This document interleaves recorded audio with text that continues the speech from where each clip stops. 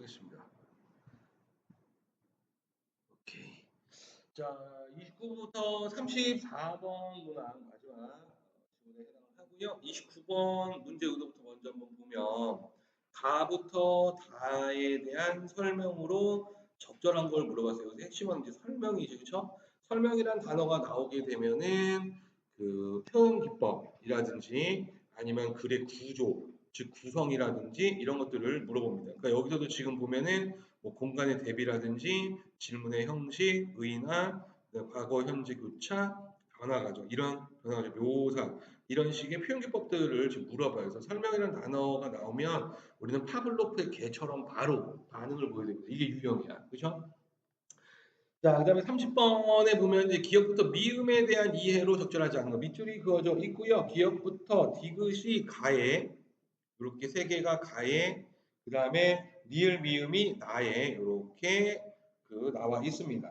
자, 그래서 가를 읽고 나서 1, 2, 3번을 확인을 하고 나를 읽고 나서 4, 5번을 확인을 해야 우리가 좀 편하게 구별할 수가 있어 보이고요. 31번은 보기를 바탕으로 가나를 감상하라고 이야기했습니다. 그래서 지금 보기에서 이제 설명을 해줄 거예요. 요게 맞춰서 해석을 해보자라는 거죠. 자, 그래서 부거와 물증의 화자는 모두 특정한 장소에서 각각 부거와 폐허를 관찰하며 시상을 떠올립니다. 그래서 이제 관찰을 하고 있고요. 시적 화자가 특정한 장소에 있습니다. 자, 그곳에서 대상을 관찰하던 화자는 대상에 대한 인식을 통해 시상의 초점을 자신을 둘러싼 내부로 이동하는 모습을 보이죠. 자, 그래서 이 시상의 초점을 내부로 이동을 한다라고 이야기를 했어요. 그래서 대상을 관찰을 하다가 그 다음에 자기의 내부로 이동을 한대요. 자, 이는 관찰한 대상의 특징에 착안하여 화자를 포함한 현대인들의 속성을 부각하고 있는 것인데, 자, 그래서 현대인들의 속성을 나타내는 거예요. 그게. 자, 그 바탕에는 불안 속성 관련된 부정적 현실이 암시되어 있기도 합니다. 그래서 부정적 현실이 암시되어 있다라는 거죠. 자, 그래서 요거에 맞춰서 국어와 물증이라는 그 작품을 우리가 해석을 하면 되겠다라고 생각이 들고요. 자, 넘기시면 32번 문항이 있습니다. 자, A와 B에 대한 설명으로 적절한 걸 골라라라고 이야기했고요. 그래서 A하고 B를 찾아야 되겠지.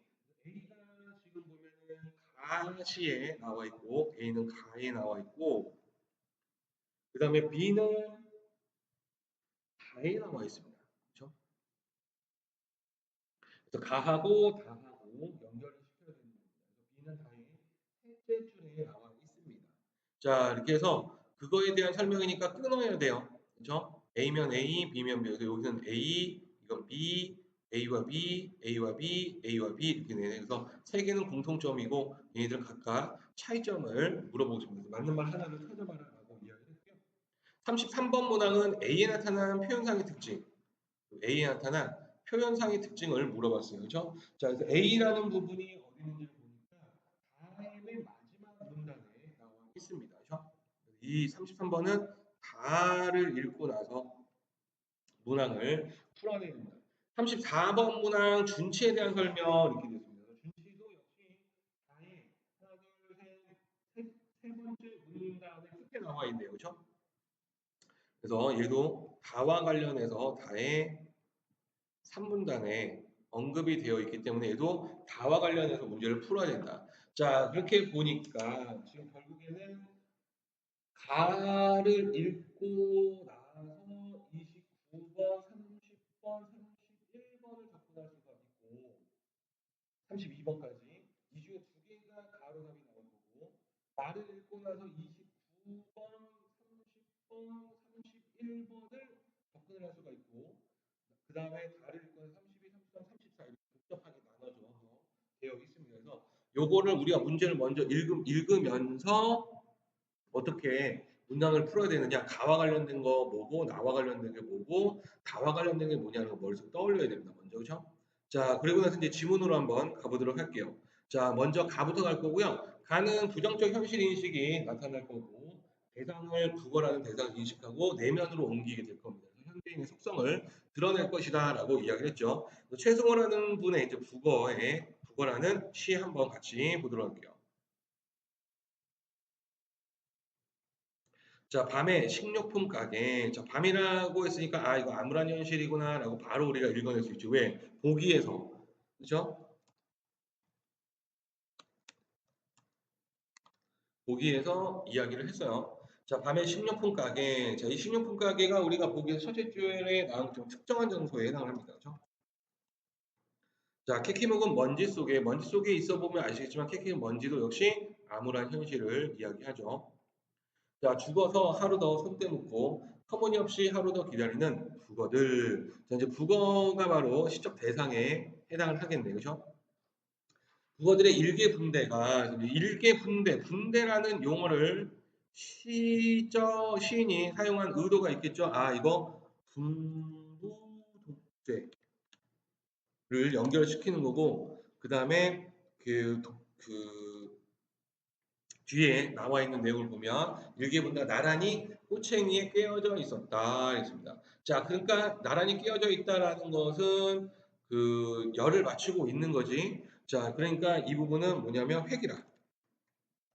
획일화를 시키고 있는 것이다라는 겁니다. 그래서 군부독재의 특징이 바로 이 획일화야. 군부독재와 관련되는 게. 자, 그래서 나는 죽음을 꿰뚫은 대가리를 말한 셈이다. 그래서 죽음이 꿰뚫은 대가리. 자, 대가리는 이제 동물의 머리를 우리가 대가리라고 이야기를 해요. 사람에게는 이제 머리지만, 그죠? 이제 우리가 이제 속으로 사람을 대가리라고 할 수도 있고, 여기서 부가 대가리지. 자, 근데 죽음이 꿰뚫어서 대가리가 하는 거는 생각이에요. 근데 죽음이 꿰뚫어서 건 생각을 할 수가 없는 거죠. 그렇죠? 생각이라든지 비판적 인식이 불가능하다. 자, 한 쾌의 혀가 자갈처럼 되자 딱딱했다. 자, 한 쾌의 혀가 딱딱했던 건 말을 할 수가 없다라는 거예요. 그렇죠? 말을 할 수가 없다라니까 아, 이거 비판을 할 수가 없구나.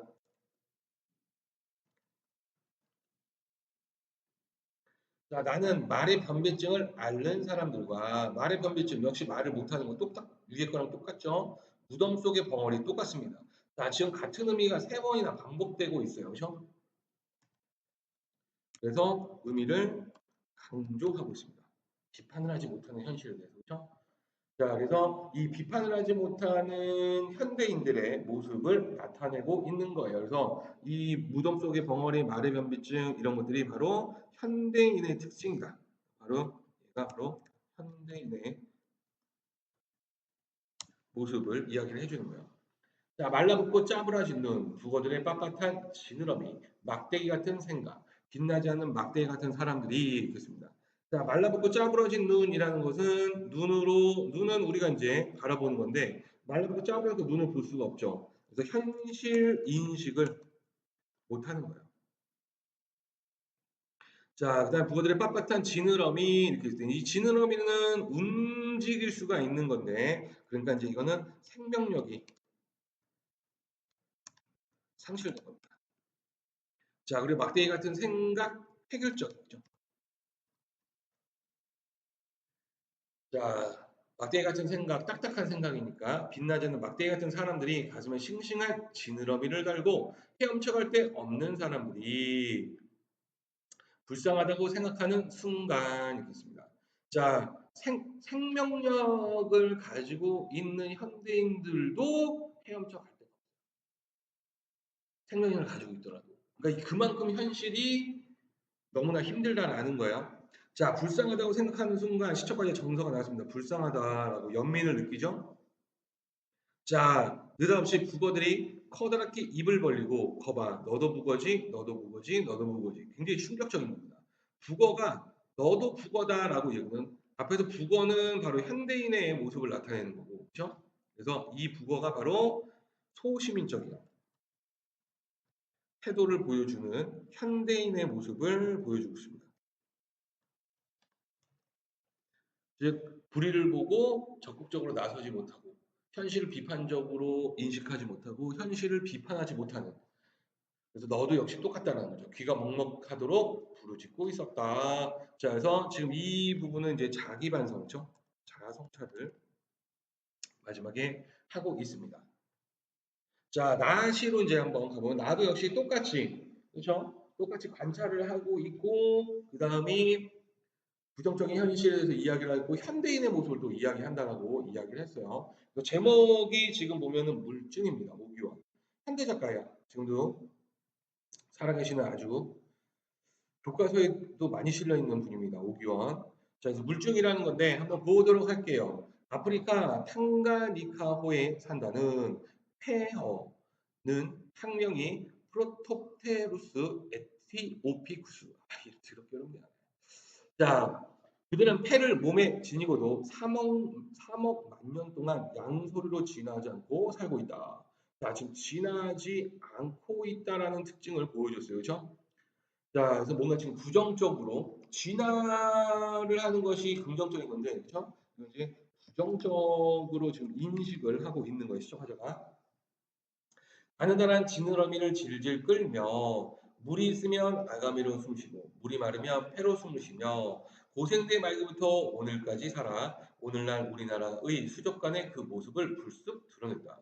뻘 속에서 4년쯤 너끈히 살아 견딘다는 프로톱테루스 에피오피쿠스요. 뻘 속에서 수십 년 견디는 우리는 자 여기서 지금 확장이 되네요. 자, 이 뻘이라는 것이 앞에 있는 실제 뻘이 아니라 이 뻘이라는 것은 바로 현대인들이 살고 있는 현실, 즉 암울하고 고난, 고통스러운 현실을 이야기하고 있네요. 그죠?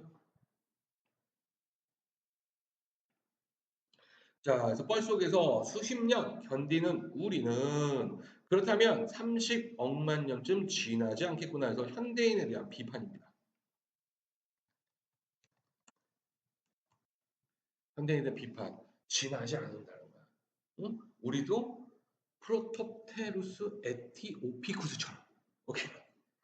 자, 깨끗하게 썩지도 못하겠구나 라고 하면서 역시 현대인에 대해서 비판을 하고 있습니다. 그래서 그 자연의 섭리, 그렇죠?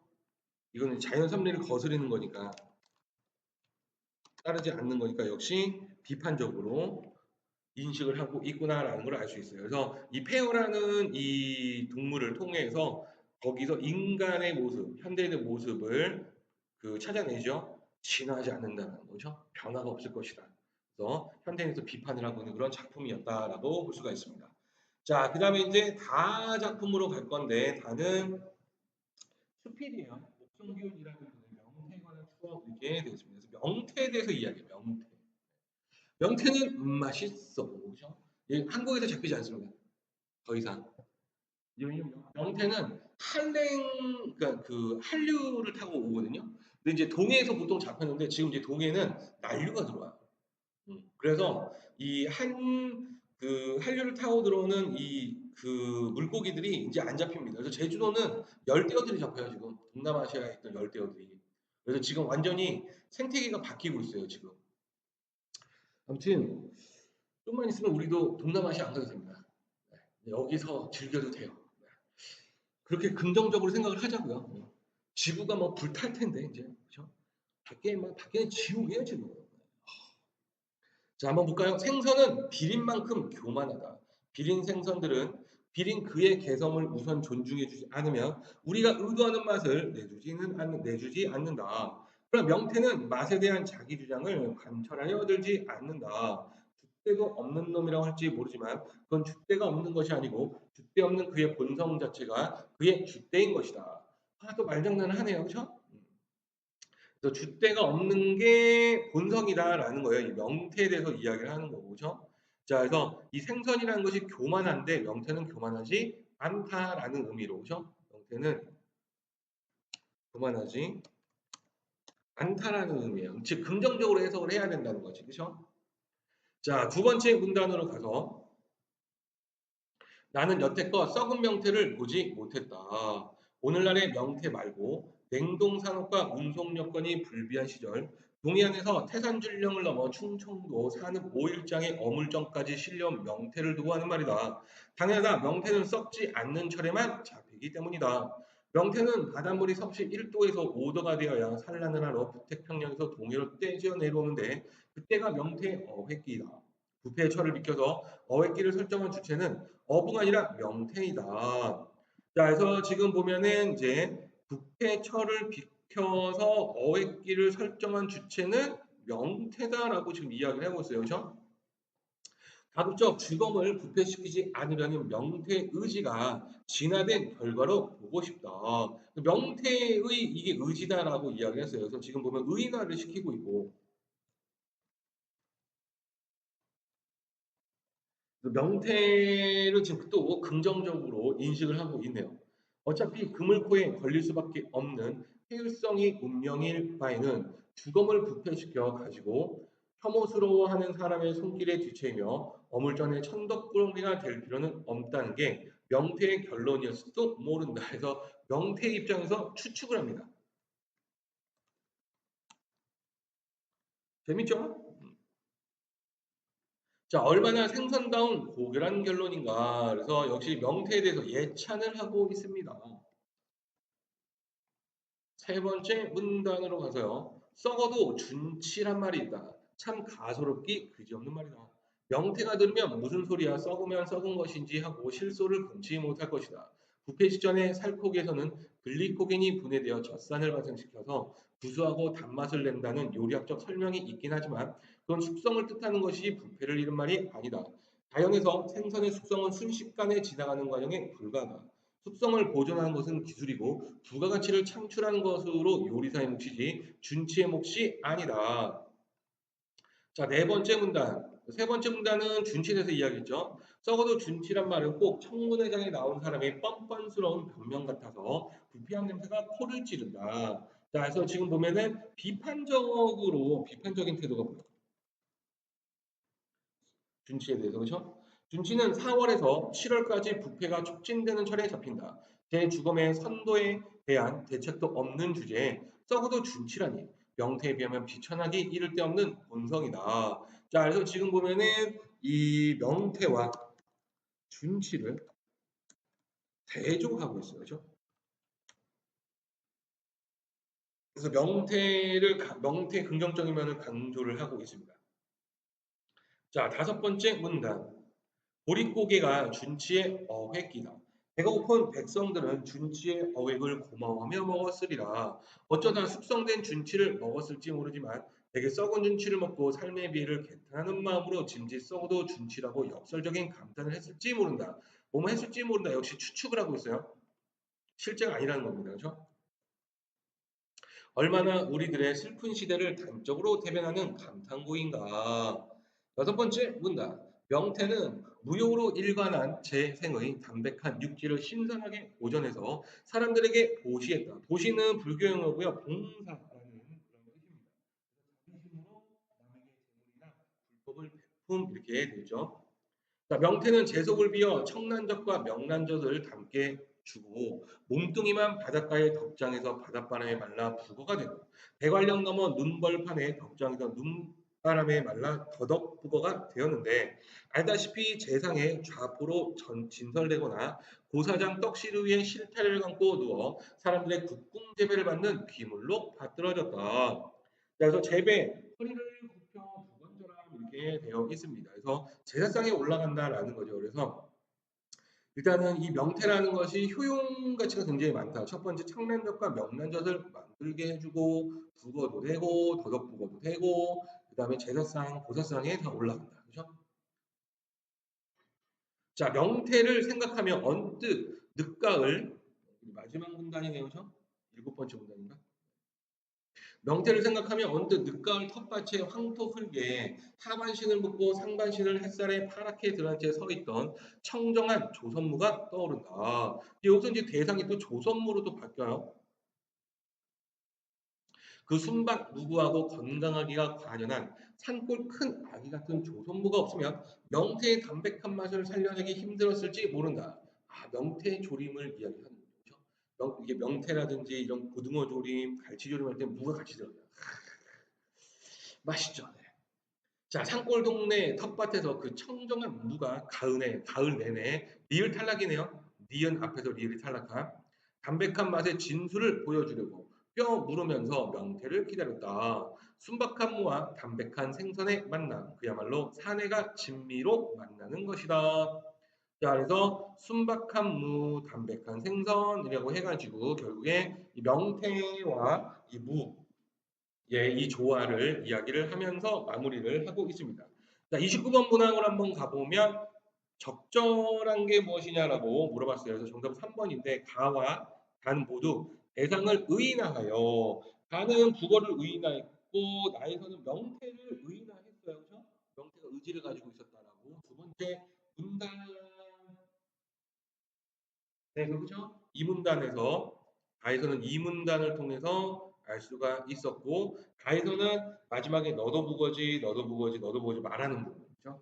이 부분을 통해서 그 의인화를 통해서 나타냈다고 볼 수가 있고요. 30번 기억부터 미음에 대한 예로 적절하지 않은 거 정답 4번인데 자 리을은 네 발이요 네 발.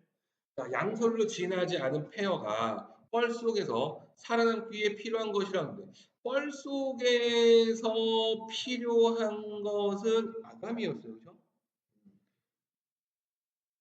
그래서 물이 마르면 폐로 숨을 쉬고 물이 있으면 아가미로 그래서 네 발 대신 지느러미를 질질 끈다라고 이야기했으니까 이 네 발은 땅에서 살 때 필요한 거지. 그렇죠? 그러니까 뻘 속에서는 이 그 리을은 필요한 것이라고 할 수 없습니다. 그렇죠? 이것은 뻘 속에서 아니라 땅에서 그렇죠? 땅에서 필요한 게 이 달이다, 그렇죠? 네 발이다라고 보면 되겠네요. 31번 문항으로 가서 자, 적절하지 않은 게 무엇이냐라고 드는 정답은 4번인데요. 4번 한번 보면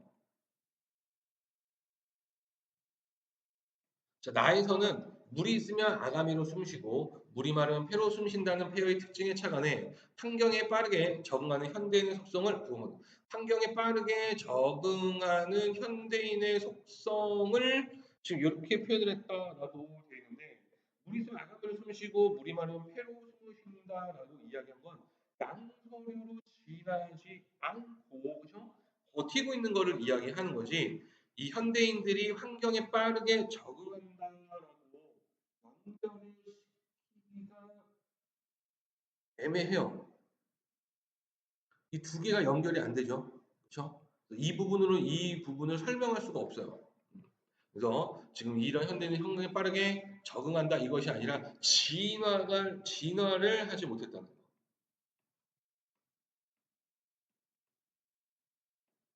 그래서 시의 내용을 보면은 아가미로 숨을 쉬고 물이 많은 폐로 숨을 쉰다는 거 긍정적으로 평가하지 않습니다. 그렇죠? 환경에 빠르게 적응하는 능력 이런 식으로 긍정적으로 평가하는 것이 아니라 진화를 못했다라고 이야기하는 거지, 그렇죠? 자, 그래서 4번으로 볼 수가 있고요. 32번 문항 한번 가보시면 A와 B에 대한 설명으로 가장 적절한 게 무엇이냐라고 이야기를 했고 정답은 2번인데 자 B는 이렇게 있습니다. 그래서 지금 B가 그 명태는 맛에 대한 자기 주장을 관찰을 들지 않는다라는 거죠. 즉 첫째 줄에 있는 것처럼 생선은 비린 만큼 교만하다는데 교만하지가 않다라고 이야기했어요. 자 대상이 가진 특성을 긍정적으로 표현했다. 맞네요. 그렇죠? 교만하지 않다라고. 그럼 A 한케어가 장난처럼 제가 딱딱했다. 그러네요. A와 달리라고 생각. A는 부정적으로.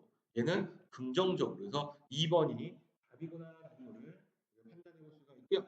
33번 문항 가서 A에 나타난 표현상의 특징을 적절하지 않은 거. 정답은 5번인데 자 마지막 문단 6, 7문단, 6문단과 7문단에 나와 있었죠. 그렇죠?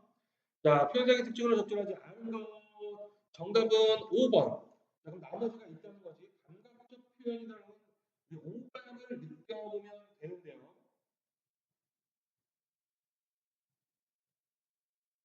지금 보면은 마지막 문단에서 둘째 줄에 햇살이 파랗게 좀 시각적 심상을 사용했습니다. 그렇죠?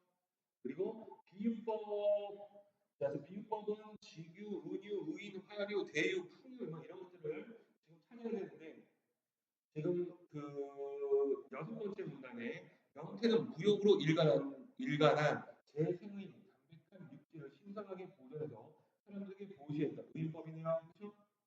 자, 그다음에 열거를 통해서 다양한 활용 양상을 나타내고 있다. 그래서 지금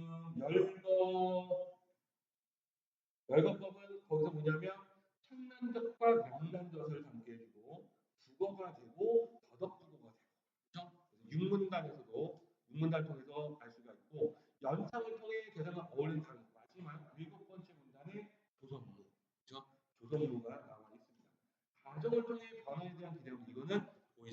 같네요. 그렇죠? 이거는 찾을 수가 없다.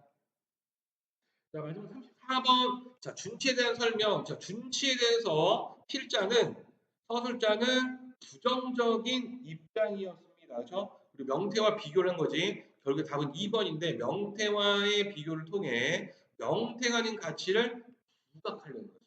그렇죠? 이 의도를 통해서 그 준치를 제시를 한 거지. 여기서 이제 문제가 되는 게 사실은 대조를 사용한 거죠. 비교라는 것은 우리가 그 공통점이 비교, 그다음에 차이점이 대조예요. 근데 그거는 독서 영역입니다. 비문학 영역. 문학에서는요, 우리가 일상생활이라든지 문학에서 비교는 그 비교와 대조를 다 포함해요. 그래서 옆집 아이하고 비교하지 마세요. 라고 했을 때 대조가 아니라 그 공통점, 그렇죠? 차이점 이게 다 포함되는 거야. 이해되죠? 그래서 그 여기서 말하는 이 비교는 독서 영역이 아니기 때문에 공통점과 차이점을 다 포함하고 있다 이렇게 판단을 하셔야 됩니다. 조심해야 되는 내용이 하나가 나왔어요. 문학이기 때문에 허용이 된다는 겁니다. 오케이? 자, 여기까지 혹시 질문 있으신 분? 음사용 음수면은 이제 1회로 가보도록